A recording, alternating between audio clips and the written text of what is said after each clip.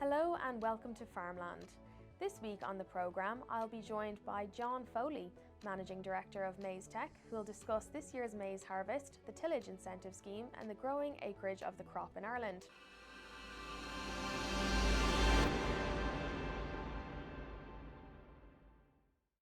But first, I'm joined by Rebecca Tierney, Poultry Advisor with Teagasc, to discuss avian influenza and the growing number of cases in the UK and Ireland. Rebecca, thank you for joining me. Oh, thank you for the opportunity. So listen, we're seeing high numbers of avian influenza in the UK at the moment and possibly heading into the prone season for bird flu in Ireland now as well. So do you want to tell me first of all a bit, set the scene of what we're seeing in Ireland at the moment? Do we have any cases, commercial or backyard at the moment? So as of last Friday, there has been just one case confirmed in a captive birds. So that would be one backyard flock. They have now been euthanised, as is the measure. So in terms of our status for exporting, we're still okay, but it does emphasise the importance for all poultry keepers, small backyard flocks and our large commercial units to really step up those biosecurity measures on farm. Okay, and coming to the disease itself then, this can spread in both captive farms, backyard flocks and wild birds as well. And I suppose speaking about wild birds, that word wild kind of indicates not a huge amount of control.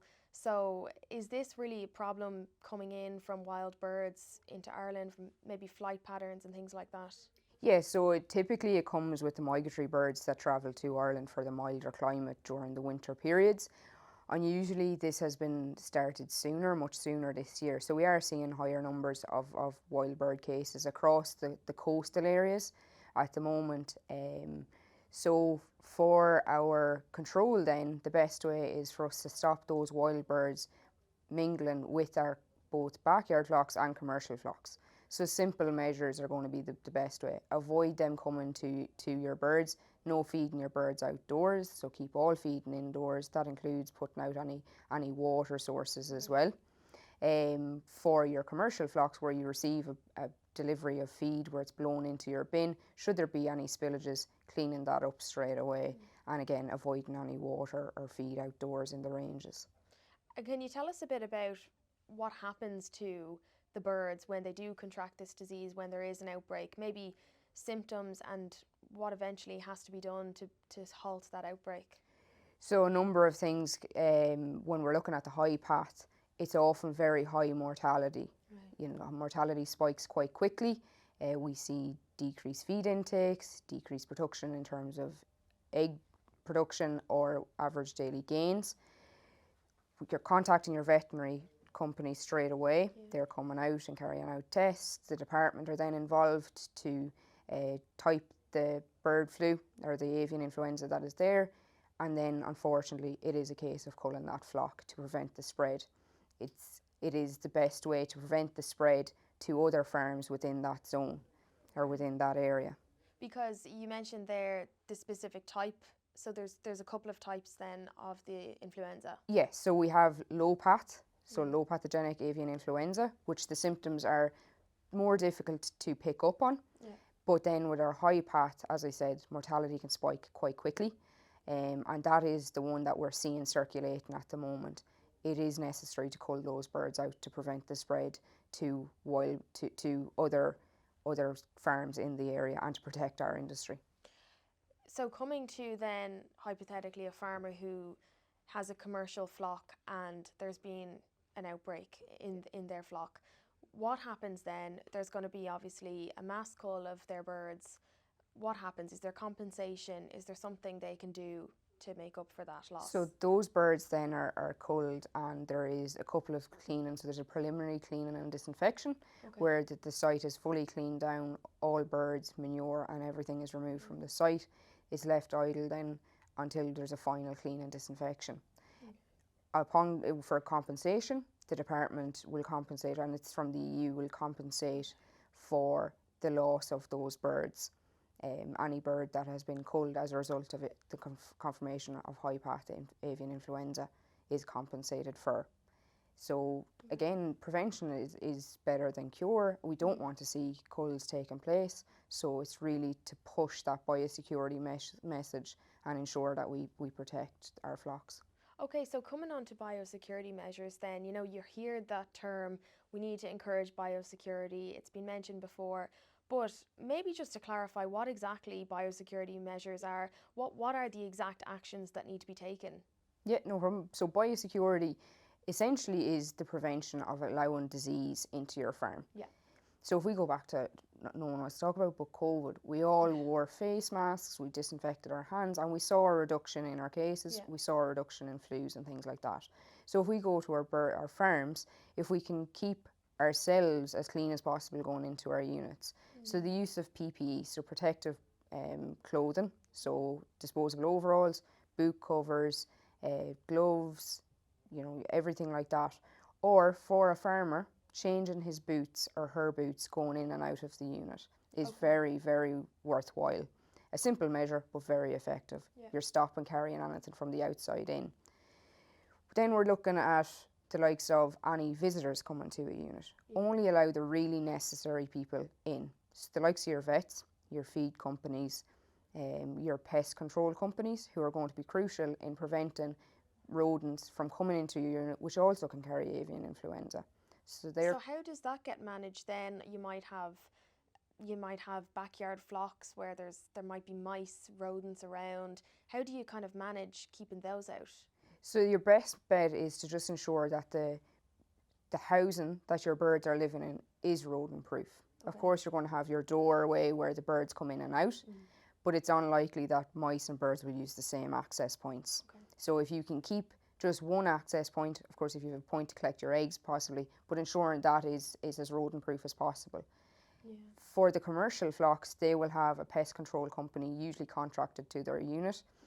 The farmer themselves will check on a weekly basis any activity on the bait points across their units, and then if there's any activity, contacting those rodent control companies or pest control companies to come and look after that. Then if we look at our wild birds, again, it's just really preventing them from coming in. So in a range or for a free range or organic flock, ensuring that any puddles or potholes that develop in the range are really filled in quite quickly, so there's no stagnant pools of water, a water access point for those birds. Cleaning up your feed and water, keeping your unit in general quite tidy for your rodents as well is quite important, so that there's no nesting points for them animals. And then for ourselves again, we're people that are going in quite irregular. The farmers are going in on a multiple times a day, so ensuring that they are reducing the risk of them carrying that through to their own farm. And what about then when there is an outbreak and we hear about, you know, keeping your birds housed, is that to do with when there's been an outbreak in a certain radius or a certain distance from a unit, or when do poultry farmers have to look at that option of housing their birds full time? So that housing order is announced by the Department of Agriculture. It is them who decides on that, and there's multiple factors that come into it. They look at the number of wild bird cases and how prevalent they are, their location to our more densely populated poultry areas. The weather is also a factor. The colder it gets, the more likely there is going to be more wild birds, but also the survivability of the avian influenza in the environment. Go ahead. So the housing order then means that all those birds, while your free range or organic birds, will then be housed indoors. That it's kind of a last resort measure. Biosecurity is so much more important than looking at a housing order. So if all our producers and all our backyard flocks can ramp up their biosecurity, we can push that housing order date down the road. And to come on to maybe free range organic farmers, where we all like to think birds are out and around pecking outside, if they're housed, is there any risk there of damage to an organic status, or, you know, would they maybe be at risk of losing that free range label if they have to keep their birds housed in? So there's a derogation in place for that. So when a housing order comes in, there's a derogation for both eggs and meat producers. It's that they will be allowed to classify their eggs for that. So the longer we can push that out, the more likely we are to get out of that risk period. So again, it really is about those preventative measures. Absolutely. And, you know, is there maybe a piece there of public awareness as well? Because you mentioned wild birds, which are out and about everywhere. do the public need to be aware of this as well as those in the poultry industry?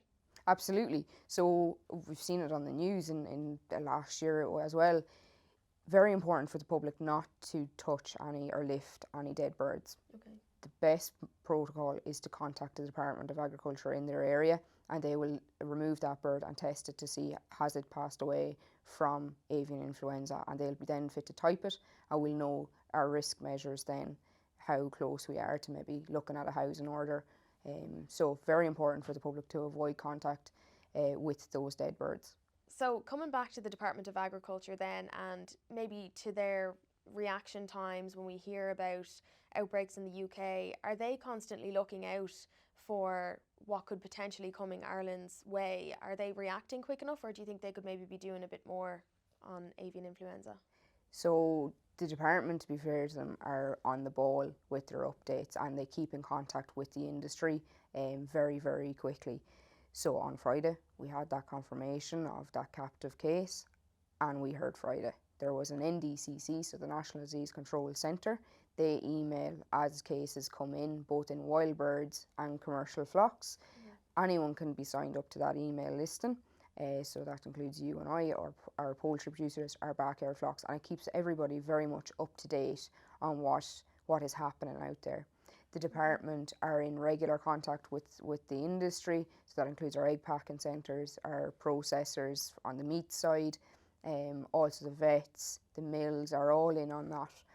So they are kept up to date with meetings, online meetings, very regularly with the department, and then the department are also in contact with the department in the UK and Northern Ireland, because we have that cross-border, Because we see it with, when we hear fears about foot and mouth, African swine fever in pigs, that potential porous border between the north of Ireland and the Republic, that can pose an extra risk, I suppose, for, the transfer of diseases between the countries. Of course, when we look at what happened last year, there was our protection and surveillance zones, which are the 3 and 10 kilometre zones which are established after an outbreak. Yeah. They did actually cross the border. So some of our cases did cross into the Northern Ireland, and some of their protection zones then crossed into ours. So it's very important for the two departments to be in very close contact to keep everybody up to date on what is happening, and that is the case, thankfully. They're very quick to react with having a company lined up for the culling of the birds to ensure that the spread is limited. Okay, and obviously yourself as poultry advisor with Teagasc, I think you said you've been there 3 years now, so you're obviously passionate about these biosecurity measures and keeping things on the ground going over well. So what are you hearing maybe from the ground, from the poultry farmers on the ground? Is there fear? Are they worried? Of course, there's always going to be fear with this. There's a chance that they may potentially lose their flock, but the best way to do that is to increase their biosecurity measures, be very strict on who they allow on their unit, ensuring that they have their foot dips, their spray available for anyone that does need to come on unit, avoiding maybe people coming on site. If they can park their vehicle away from the unit, best thing to do so, ensuring everyone wears their PPE, keeping a visitor log on who is coming on your site, where they've been last, and all those type of small measures, simple but very effective. The changing of footwear going into a unit, so we have a thing called a step over barrier. Okay. So as you enter into a lobby area, you're going to change your footwear at that physical barrier, and you're leaving the potential bacteria or virus that you're carrying on your shoes in that dirtier zone of your lobby area, and you go into a clean zone where you're wearing house specific clothing and house specific shoes, and they don't go outside. So even there's biosecurity boots available that have no grooves on the soles of them. They won't carry any dirt. Okay. And to leave them for house specific clothing and house specific shoes are simple but effective again, and prevention is always better than cure. So I cannot reiterate enough how important biosecurity is. Okay. And so always, I'm free to contact your veterinary company as well. And I suppose just to mention on the department's behalf as well, there is free biosecurity audits available to poultry producers where they can have a veterinary company come out, assess the biosecurity on their farm and make recommendations to improve it. Okay, so loads of help out there. Absolutely. And prevention is always better. Rebecca, thank you so much for joining me on Farmland. Thank you.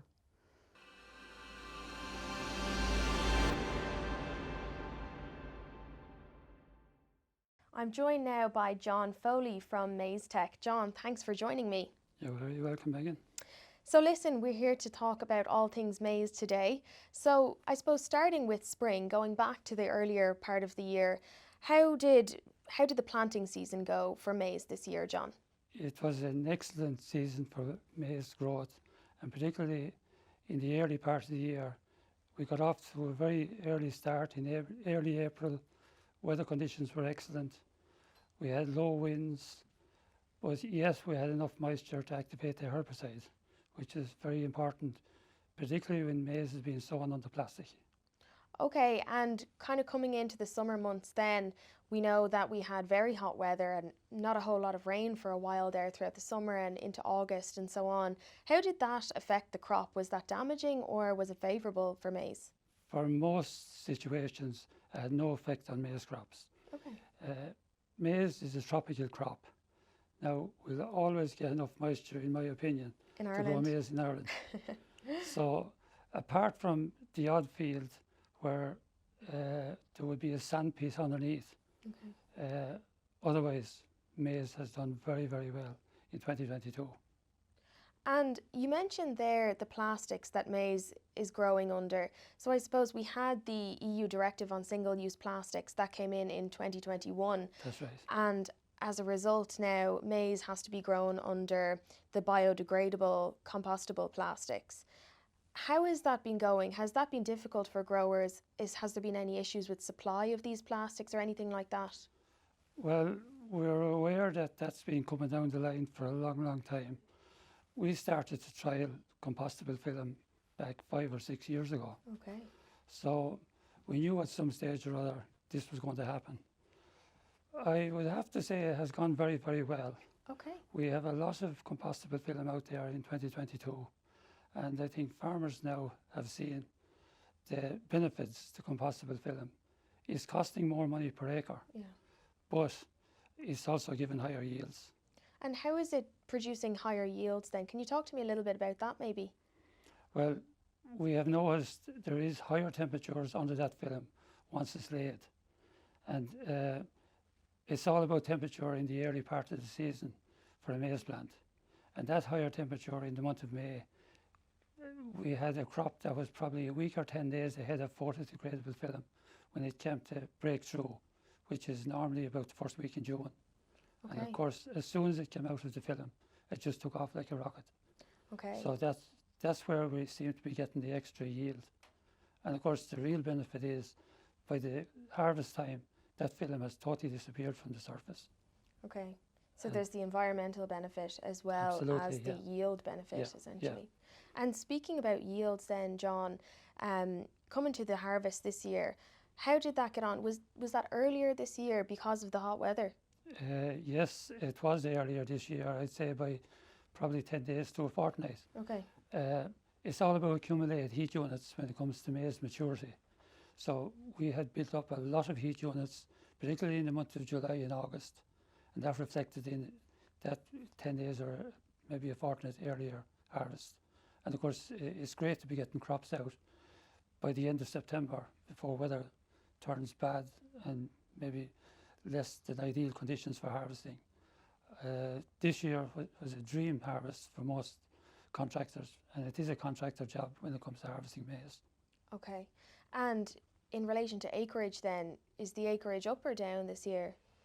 Yes, we had an increase in acreage, probably 2,000 to 3,000 acres across the country. Wow, okay.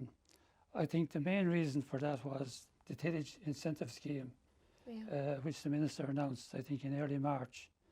That allowed farmers, well, first of all, it was €400 a hectare of a payment for any farmer that would plough up grassland.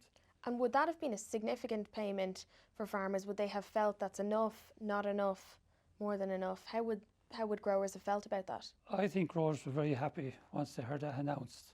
You know, €400 a hectare would pay a nice few bills at the end of the year. So yes, I think most growers were happy enough once they heard that, and it did give the maize acreage a good boost, as well as maybe some of the cereal crops as well. It was on cereals as well as maize. Okay. And speaking about the tillage incentive scheme and the need for more fodder this year, as we've all heard, given the crisis in Ukraine this year, in relation to ensiling maize, would you have any advice for viewers on that? Because we know how important it is going to be this coming season. Well, of course, you know, it's like any crop that's ensiled. There's a few things that need to be done right. And particularly with maize, it needs to be chopped to a certain length. Yeah. The grain needs to be ground, otherwise it would pass through the animal. And of course, ensile as fast as possible. And of course, cover the pit properly to allow or make sure that there's no waste, because there's no room for waste in silage pits at the moment with the cost of winter feed and the value of winter feed at the moment. Okay. And tillage in Ireland, the tillage area in Ireland has gone up by about 6% year on year. Looking at that growth, would you see that as sustainable growth going forward? It's a significant jump in area each year. I can see that actually increasing. Really? You know, okay. Because we have a whole new price level on the price of grain, you know, and feed for that matter. And since the war in Ukraine started, the price of grain almost doubled. Okay. Now, that has put more emphasis on producing home-produced feed. Yeah. And that will increase the acreage of grain as well as forage crops in this country. And speaking from your position as head of Maize Tech, looking back at the grain prices and the increase in grain prices over the course of the year, what has been the feedback on your side, I suppose, from people in the industry? At this point in time, I have to say, talking to farmers around the country, they're absolutely delighted that they grew maize, particularly the first-time growers. Okay. They can't believe what they have seen going into pits in the past couple of weeks. You know, they have a very high quality feed at the right price. Yeah. Because there's a huge demand for feed out there, particularly on dairy farms. Okay. We had a very dry month of July and August when there was very little grass growth. Now, for anybody that had a maize crop in the background, it was always there to fill the gap. Yeah. And of course, I always have said over the years, maize is a great insurance against dry summers and bad grass years. Yeah. And this was the one year that gave farmers a right boost when it comes to filling silage pits at the back end. Would there have been many people that got into it for the first year this year? Did you see much of that? We had quite a number of new growers for the first time. Okay, yeah. Particularly in non-tillage areas, because if you go outside the traditional tillage area, they may not have seeders or the technology to grow wheat or barley, but there was always forage harvesters in every parish to take in the maize crop. So that's the reason why I think we had seen a huge increase outside traditional tillage areas. Okay, yeah. And I'm thinking now, you mentioned there kind of a few minutes ago about the contracting. You mentioned that maize really is a contractor's job. And looking at the rising cost of diesel, petrol, green diesel, I know we saw in the budget that there won't be an increase at the pumps, but nonetheless, diesel is much higher than it was this time last year even. Have you heard any feedback on that front? Are contractors that you would be in touch with, are they finding it hard this year? There's no doubt about it. It's a very expensive year on contractors. Yeah. But when it comes to maize, the entire crop comes in one cut. Okay. Whereas maybe with grass silage, you could have 2 or 3 cuts.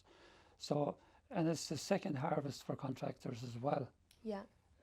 When everything else is winding down, the maize harvest comes along and it keeps them busy for a month or 6 weeks. Yeah. But look, at contractors always find a way of dealing with it, and they will get through it. Yeah. The work will be there. And looking forward then, I suppose, next year's maize will be planted in spring of 2023. Would you have any advice for maybe those first-time growers who started off this year, if they maybe could have done anything different? Would you have any advice for anyone who's looking ahead to getting into it next year maybe? Well, we work closely with all, particularly first-time growers, to make sure that there's no mistakes made, because it's an expensive crop. Yeah. And things need to be done right. But once you do it right on the day of planting, there's very little more work to be done with a maize crop, particularly when you're going into a first time field after grass. Okay. There's very few weed problems, and once it's planted, it just goes on from there, and it's a simple crop to grow. And what is the key on that first day of planting? What is so specific that needs to be done that day? Of course, it's very important that soil tests are completed before, and adequate fertilizer. Yeah. And when it comes to fertilizer, a huge advantage for maize growers is the fact that you can use a lot of farmyard manure or slurry, and that will cut the cost of artificial fertilizer by about 50%. Because we know that's a huge problem at That's the a huge moment. problem. We are essentially in a fertilizer crisis. That's right. And that is obviously going to impact the maize crop. It will indeed, yeah. Yeah. Okay. So I think going forward, we're moving into compostable film now. There's no changes to be made as far as contractors are concerned. We're still using the same machines. I think farmers will like to see no film on the fields when the season is over. Yeah. And that will boost the acreage of maize, particularly on tillage farms. We have a lot of contract growing going on for 4 or 5 years, and I can see that getting bigger and bigger. And of course, when it comes to tillage farmers, they're experts at that job. They know how it works. They know when the seed bed is ready, and they know when to plant and how to manage crops. Yeah. So that will be big in the future, particularly for dairy farmers. Their job is cows, and they like to have a crop brought into the yard and in style for, at very little fuss or extra management as far as they're concerned. Yeah, because it's been said on this programme before, in fact, that the tillage farmer knows his land, or their land rather, better than anybody else. So essentially leave them to do what they know best. I would always encourage farmers to use contract growers if they're available in the area. Okay. And I see that increasing in the future. Okay. Well, listen, John, thank you so much for joining me, Managing Director of Maize Tech, John Foley. Thank you. Thank you very much, Megan. And that's it from this episode of Farmland. Thank you for tuning in. You can keep up to date with all the latest agricultural news on agriland.ie or follow us at these links.